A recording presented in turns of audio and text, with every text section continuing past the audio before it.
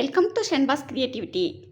இன்றைக்கி நம்ம கிச்சனில் பார்க்க போகிற ரெசிபி சேமியா புட்டு. இந்த டிஷ் ரொம்ப ஈஸியாக பண்ணிடலாம். இது டேஸ்ட் ரொம்ப அருமையாக இருக்கும். சேமியா புட்டு பண்ணுறதுக்கு நீங்கள் எந்த சேமியானாலும் யூஸ் பண்ணிக்கலாம். நான் இன்றைக்கி ஃபேவரைட் சேமியா யூஸ் பண்ணியிருக்கேன். சேமியாவை சின்ன சின்ன பீசஸாக இந்த மாதிரி ஒடிச்சு எடுத்துக்கோங்க. ஒடிச்ச சேமியாவை ஒரு கிண்ணத்தில் போட்டு முங்குற அளவுக்கு தண்ணி ஊற்றிக்கோங்க. ஒரு 5 நிமிஷம் ஊற விடுங்க. 5 நிமிஷம் ஊறுச்சுன்னா வேக வைக்கும்போது நல்லா சேமியா பொல பொலன்னு இருக்கும். 5 நிமிஷத்துக்கு மேலே ஊற வச்சிங்கன்னா நொசன்னு ஆயிரும். 5 நிமிஷம் கழித்து நம்ம பார்த்தோம்னா சேமியா நல்லா ஊறி இருக்கும். ஊறின சேமியாவை ஒரு தட்டில் தனியாக எடுத்து வச்சுக்கோங்க. ஒரு சில நேரம் நமக்கு ஸ்வீட் சாப்பிடணும் போல் இருக்கும்ல, அந்த டயத்தில் இந்த சேமியா புட்டு செஞ்சு சாப்பிட்லாம்.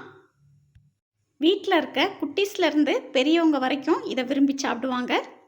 ஒரு இட்லி பானையில் 2 கப் தண்ணி ஊற்றி தண்ணியை கொதிக்க வச்சுக்கோங்க. இட்லி தட்டை மேலே வச்சு அதில் இந்த மாதிரி ஒரு துணியை விரிச்சுக்கோங்க. துணி மேலே ஊறின சேமியாவை எடுத்து வச்சுக்கோங்க. துணியில் தண்ணி தெளிக்கணும்னு அவசியம் இல்லை, ஈரமில்லாத துணியாகவே யூஸ் பண்ணிக்கோங்க. இப்போ இதை கவர் பண்ணிவிட்டு மூடி போட்டு மூடி 10 நிமிஷம் வேக வச்சுக்கோங்க. 10 நிமிஷத்தில் சேமியா நல்லா வெந்துடும். அடுப்பு மீடியம் ஃப்ளேமில் இருக்கட்டும். ஸ்கூலுக்கு போயிட்டு வர பசங்களுக்கு ஈவினிங் ஸ்நாக்ஸாக இந்த ரெசிபி பண்ணி கொடுக்கலாம். இப்போ 10 நிமிஷம் ஆயிடுச்சு. இப்போ திறந்து பார்க்கலாம்.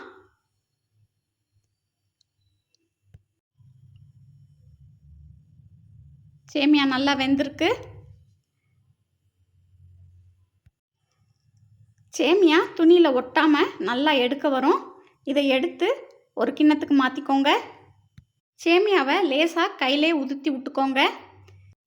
நான் 10 டேபிள் ஸ்பூன் சீனி ஆட் பண்ணியிருக்கேன். சப்போஸ் இந்த டிஷ்ஷுக்கு நீங்கள் 1 கப் சேமியா யூஸ் பண்ணியிருந்தீங்கன்னா 1/2 கப் சீனி சரியாக இருக்கும். 1 டீஸ்பூன் நெய் ஆட் பண்ணிக்கோங்க. 4 டீஸ்பூன் தேங்காய் பூ ஆட் பண்ணிக்கோங்க. சேமியா சூடாக இருக்கும்போதே சீனி, நெய், தேங்காய் பூ எல்லாமே ஆட் பண்ணிவிட்டு நல்லா மிக்ஸ் பண்ணி விட்டுறணும். சேமியாவோட சூட்டில் அந்த சீனி நல்லா மெல்ட் ஆகி சேமியா புட்டோட டேஸ்ட் ரொம்ப அருமையாக இருக்கும். ஒரு பேனில் 1 டீஸ்பூன் நெய் சேர்த்துக்கோங்க.